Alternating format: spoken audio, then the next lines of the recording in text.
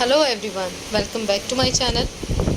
जिन लोगों को भी लगता है ना कि ये तकलीफ़ ऐसी है जो कमर से रिलेटेड है, जिसमें नस दब गई है, वो लोग इतने परेशान और होपलेस हो जाते हैं। उन्हें लगता है कि शायद अब ज़िंदगी ऐसी ही कटेगी, पर ऐसा नहीं है।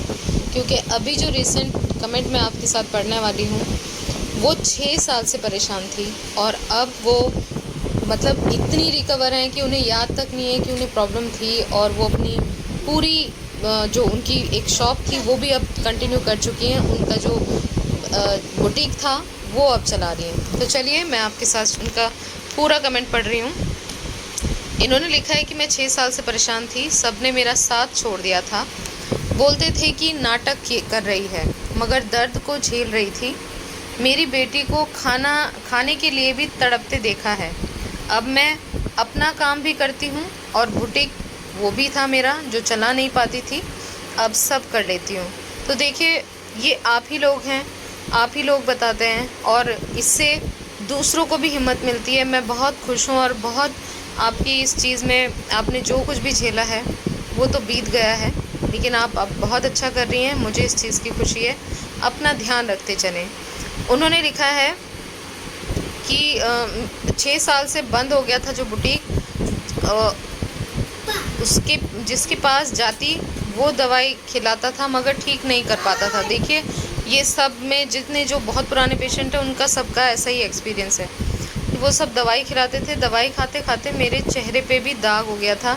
मेरी सास बोलती थी कि नाटक करती है, ऐसे काम का बहाना चाहिए। मतलब जो भी आपको पता है, फैमिली में लोग कौन समझता है, जिनको ये प्रॉब्लम है सिर्फ वही समझते हैं, उन्हें पता है कि ये दर्द क्या है, कैसा है। ये सब के साथ नेचुरल बात है कि ये सब तो सुनना ही पड़ता है। अपने नहीं बोलेंगे तो बाहर के बोलते हैं। आगे वो लिख रही हैं, जो मैंने अभी शेयर भी किया था आपसे, कि मेरे साथ अब मुझे ऐसा लगता है कि मुझे कभी दर्द भी था, इस चीज़ का भी मुझे एहसास नहीं है। इतना वो रिकवर कर चुके हैं, जो कि बहुत अच्छी बात है। यहाँ पे उन्होंने साफ बताया है कि अब वो बहुत बहुत ठीक हैं। जो मेडिसिन मैंने ली थी वही उन्होंने ली हैं और परहेज़ फॉलो किए हैं। और वो कह रही हैं कि मुझे ऐसा लगता है कि क्या मुझे कुछ हुआ भी था, मतलब मुझे कुछ नहीं हुआ था, ऐसा फील होता है। तो जिन लोगों को कोई रास्ता नहीं मिल रहा है तो प्लीज़ अपनी उम्मीद कायम करें, परहेज़ फॉलो करें, मेडिसिन ट्राई करें अगर आपको मिल जाती है, या किसी हकीम से लें। मतलब जहाँ से भी जो भी आपको लगता है वो रास्ता आजमा के ज़रूर देखें और हाथ पैर चलाते रहें। मतलब रुकना नहीं है, मायूस नहीं होना है। थोड़ा सा अपने दिमाग से ये चीज़ बिल्कुल निकाल दें कि ये कभी ठीक नहीं होता, ये बिल्कुल ठीक होता है। और ये मेरे जैसे अब बहुत से लोग आपसे कह रहे हैं, तो जो नाउम्मीद हो गए हैं उनके लिए मैं ये कमेंट्स हमेशा शेयर करती हूँ। तो बी पॉजिटिव।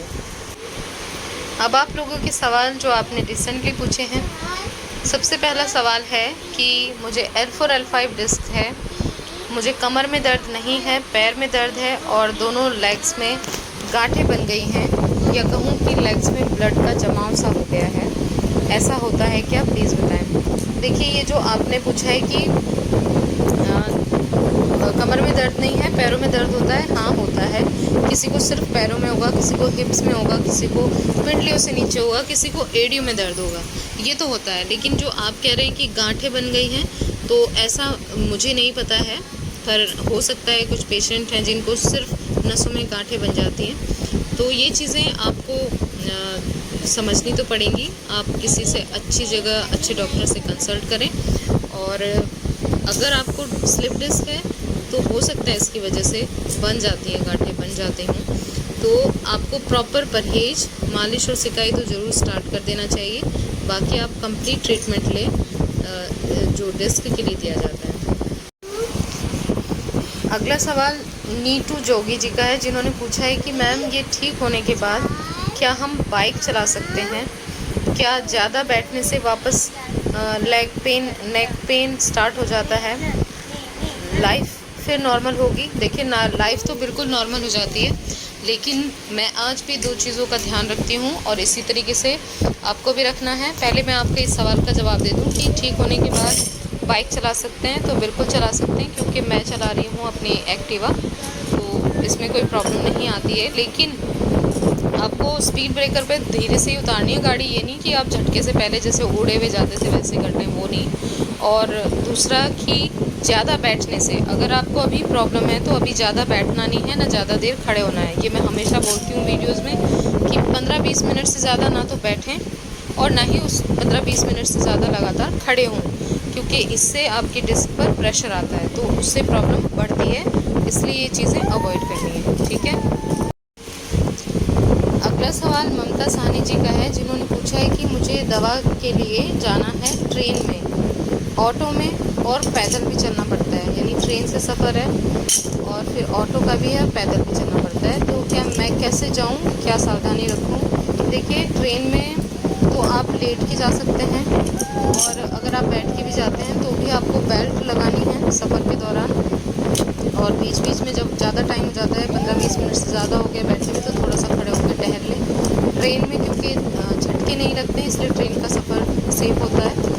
दूसरा है कि पैदल भी चलना पड़ता है, तो पैदल के लिए तो कोई प्रॉब्लम नहीं है, आपने बेल्ट लगाई है, आप पैदल चलिए, उसमें कोई दिक्कत नहीं आने वाली है। बस ज़्यादा लगातार मत चलिए, ज़्यादा देर ना चलिए, मतलब ज़्यादा लंबा नहीं चलना है। और आपने कहा है ऑटो से जाना है, तो ऑटो में आप जो ड्राइवर की तरफ की जो सीट होती है उसमें बैठेंगे तो कम से कम झटका लगेगा। और प्लीज़ ऑटो वालों को कहिए कि झटका ना लगाएं, थोड़ा बचा के चलें। और सफ़र के बाद आने के बाद एक अच्छा सा लंबा सा आराम करें, जिससे आपका जो दर्द बढ़ता है, जो भी सूजन आ जाती है, कुछ ना कुछ तो हो ही जाता है, तो उसकी वजह से आपको आराम की वजह से वो रिपेयर हो सके। अगला सवाल हरिओम सिरसा जी का है, जिन्होंने पूछा है कि मुझे कमर में एक जगह दर्द नहीं होता है, कभी कहीं होता है और फिर ठीक भी हो जाता है, कोई टैबलेट लिए बिना ही सही भी हो जाता है। मेरे कुछ समझ नहीं आ रहा है, ये क्या हो रहा है मैम, प्लीज़ रिप्लाई, बहुत परेशान हूँ।